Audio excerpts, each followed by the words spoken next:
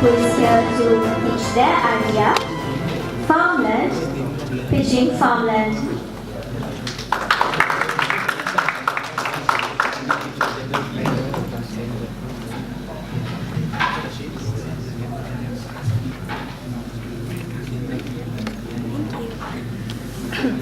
Start from the first slide.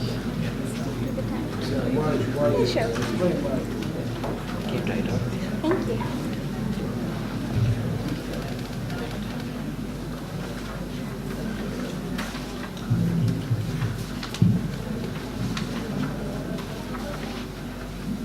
Wait a second.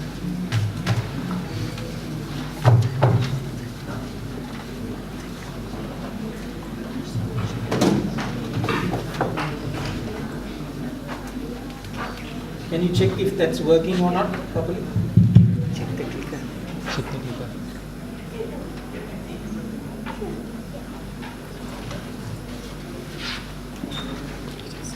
You can play the two videos when I tell you. Huh? And there. Are you good?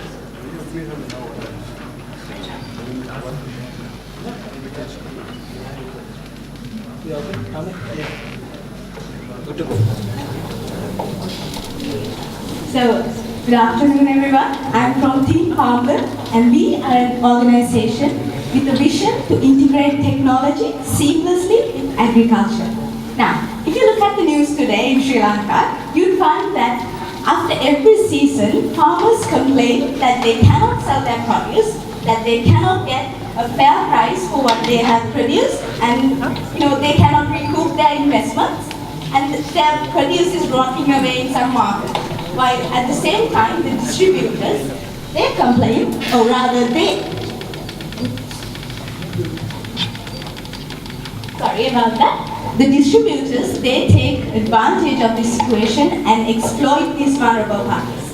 So they can keep a very large margin for themselves and pay very little to the farmers who actually need that money.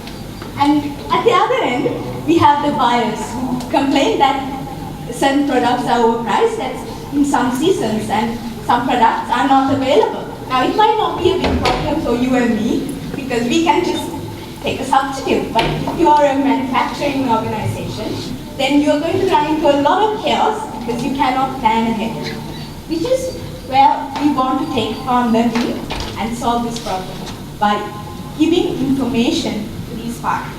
And for that, we need to integrate technology with agriculture. Now, Farmland solution has two parts, the Farmland app and the Farmland web portal. Now, if I take you through the journey of a farmer or Farmland app,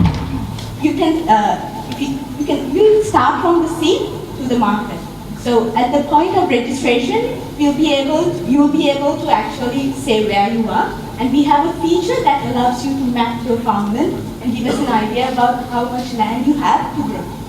And then, based on that information, as well as demand and supply information over years, the trends, the information from the Ministry of Agriculture and the quotas they have allocated for each province in Sri Lanka, and the demand information from our other users, the buyers, we will be able to recommend a crop for you to grow.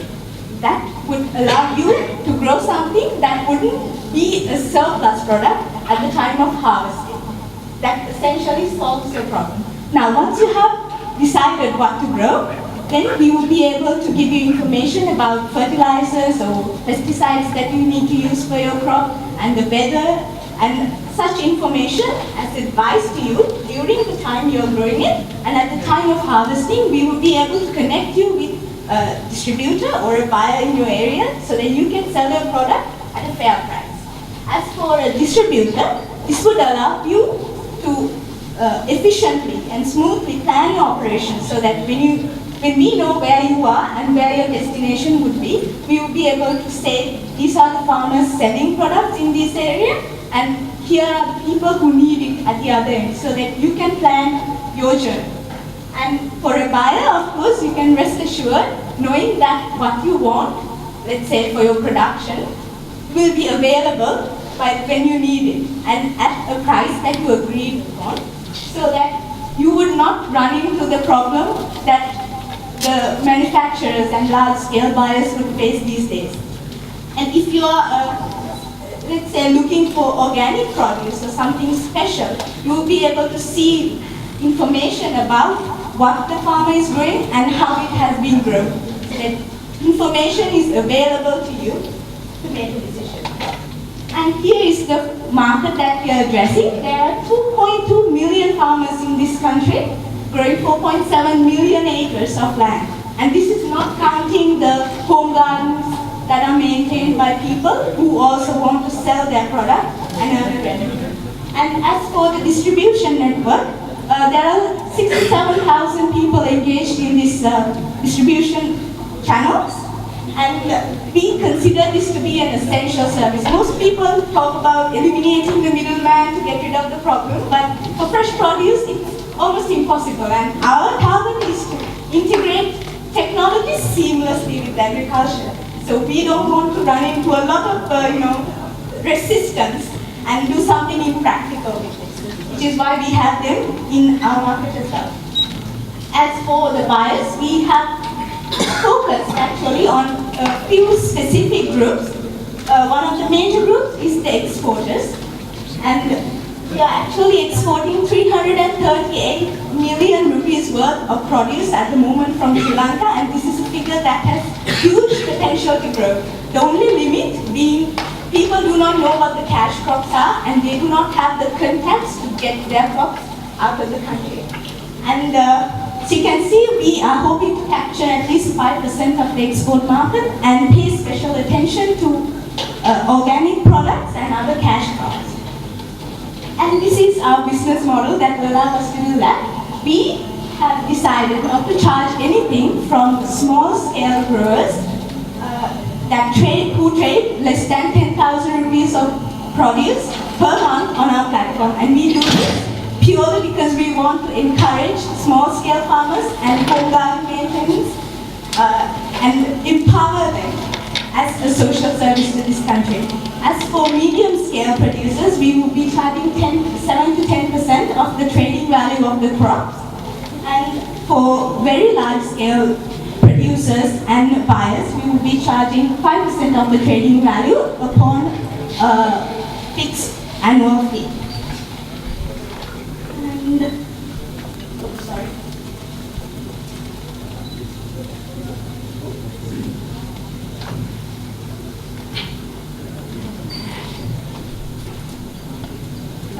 And here is the journey and our plan to get there. We have started developing the platform, and we have partnered with an NGO called Siapata in Mathura, who is actually connecting us with our pilot, the test users in the Mathura area. And with their feedback, we are constantly developing and improving the platform.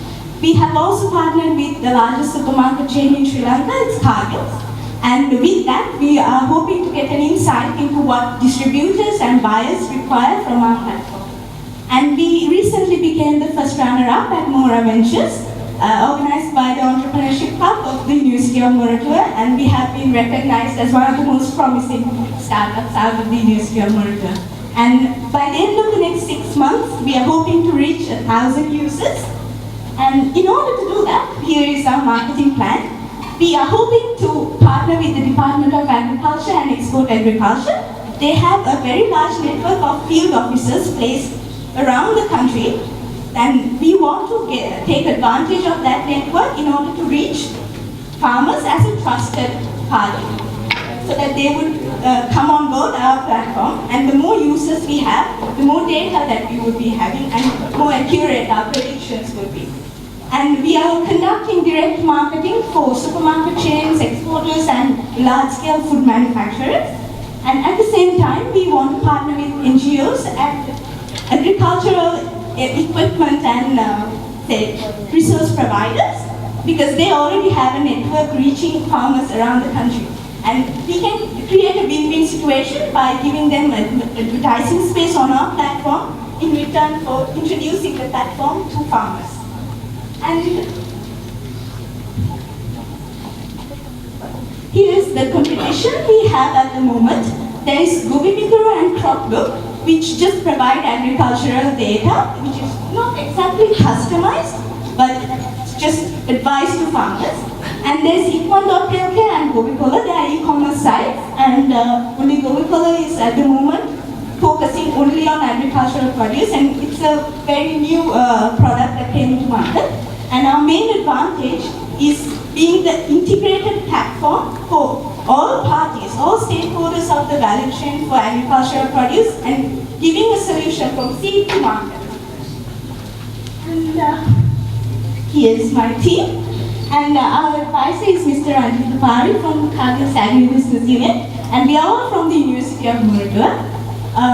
And we are working tirelessly to realize our vision of integrating agriculture and technology together seamlessly. And finally, I will actually show you a small video of how the application, the mobile application works. So, so this is just the registration part. You can see you can enter the information, and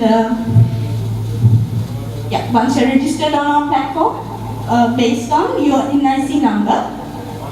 And this is currently being reviewed by test users, and one of the changes that they want done is to have it in Sinhala. So once we have developed the platform, we will have an option to give all interfaces in Sinhala as well. And this is actually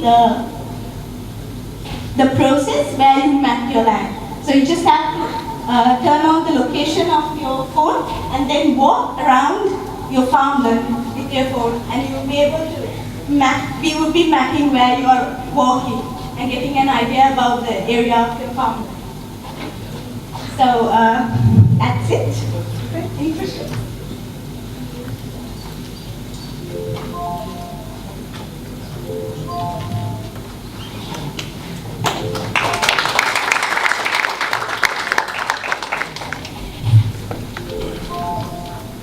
Okay, so good presentation.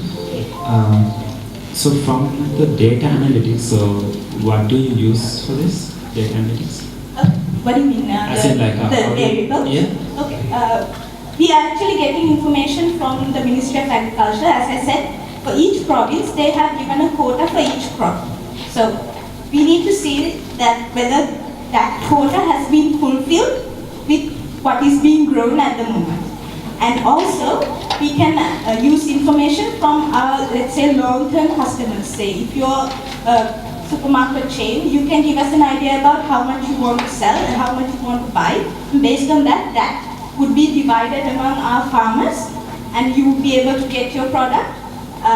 So everyone knows like what you are planting at this time, at this point of time, right? Something like that. So like if say there's a need for this much of harvest? Demand and supply, of course. Okay. If there's a demand, we would recommend that crop to a person to supply. Okay. For that, but let's say for a palm crop, the duration is about 3 months, right? So yes. During that time, your demand and supply would change.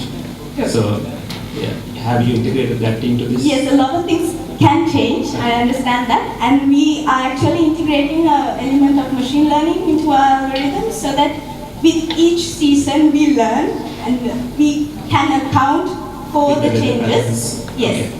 And of course we cannot account for everything that can happen during that time, but this is much more formal and much more organized than what's there at the moment. So it's an improvement. The negotiation of the prices, does it happen in the B2B solution, right? Actually yes. So the farmer can sell directly to a buyer or go through a distributor, and we would be actually able to give a predicted price range that the farmer can ask for, and it's up to the farmer and the buyer to negotiate and arrive at the particular price. And once they have, then they can actually trade on the platform and make payments. You advise on the buying price of the crop? Yes, up to an extent. We cannot do it exactly, but up to an extent we are giving that information to empower farmer, because they need to understand how much this is worth in the market, how much people are willing to pay for it. So once the connection has been made with the buyer and the supplier, would they need your services again through that? But they can trade on the platform continuously.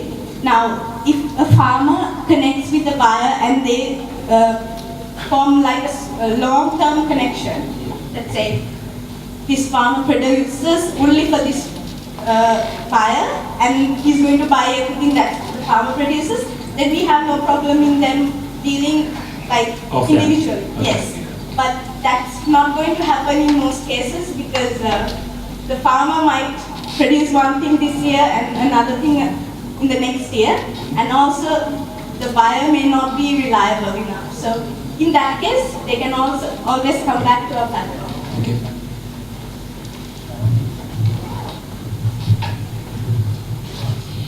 Okay, you are directed to this area, Sri Lanka. So I have one question.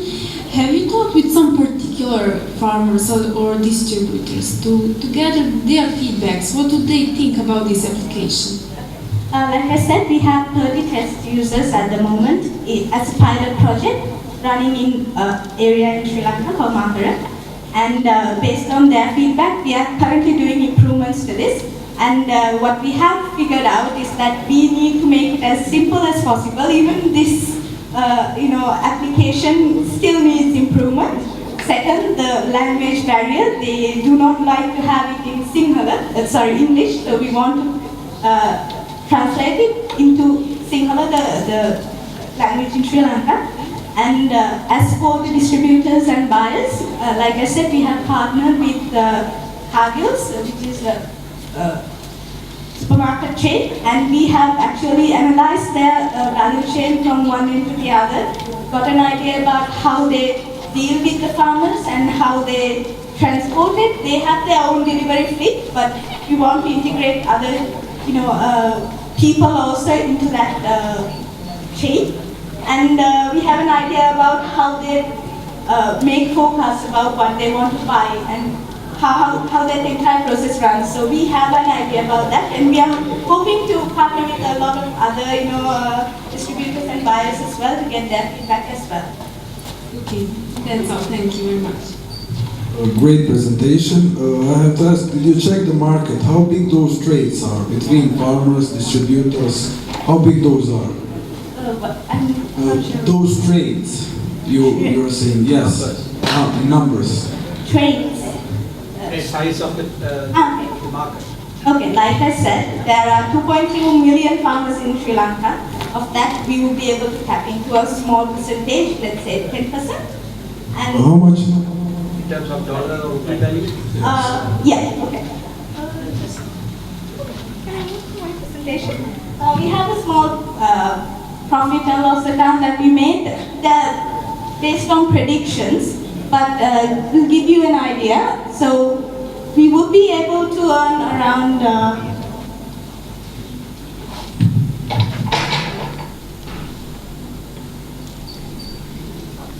so yeah, 8.5 million rupees in sales. That is from the margin that we keep during the next year, so that at the end of the year we will be able to break even. And like I said, we want to partner with large-scale organizations to begin with, so that we establish ourselves with constant revenue and then focus on moving to small-scale usage. Okay, let's suppose I'm a farmer and I'm doing really well. How you will convince me to give you my 10% of my earnings? Okay, most farmers unfortunately don't have that problem that you have. But in case you do, then of course, imagine you want something more, say, stable. You know that you can sell it, but what if you can sell it to somebody who's willing to give you more? Say, if you want to compare what you're doing at the moment and what you could be doing. And of course, the market in Sri Lanka is not that stable. So I wouldn't be as confident as you are if I'm a farmer in Sri Lanka. Okay, thank you very much. Okay, so you're trying to solve an age-old problem, right? I've heard similar solutions for a long time. Now, one of the USPs of your app is that you give information to the farmer, and it's not just demand information. It's also about crop information, how to plant. When is the rain going to come? Or do you have that information as well? We'll be giving weather information. So we don't predict the weather. We get that information from the Department of the. Okay, so you give information to the farmer, and then you also give information to the buyer. So are these like ordinary buyers or wholesale buyers, or who are they, or like car geeks kind of buyers? Yes, that's a good problem. Yes, it can be individuals or organizations. Anybody who buys. Okay, right. So if I want to buy something, I go on the platform and I want to make sure that this product is organically grown. Now I need that information. So I need to know how it was grown and what was used, etc., etc. Who puts that information and who verifies that information? Okay, the farmer puts that information. That's a very good question. And we are hoping to have our own, say, field officers.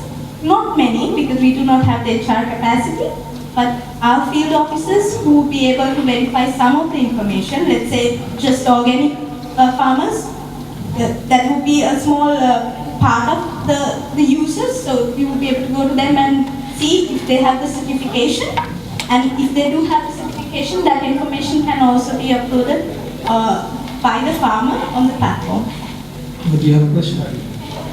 Now, don't you think that your application will discriminate some farmers who are not tech savvy? It's true. We actually looked into that problem. We can only say that with time, people will adopt technology. They will have smartphones. Like when we went to the farmers, even if they are not tech savvy, their children or some of the farmers are actually cultivating the land, but the owner of the land is actually somebody else who's much better at using technology. So with that, and also with some ideas that they have, we will be able to get information to them somehow until the time comes when they can use the product themselves. And we are making it as simple as possible. Okay, thank you very much. Where's your team? Well, one of them is sick and the other just returned from a hike, so I told her not to come.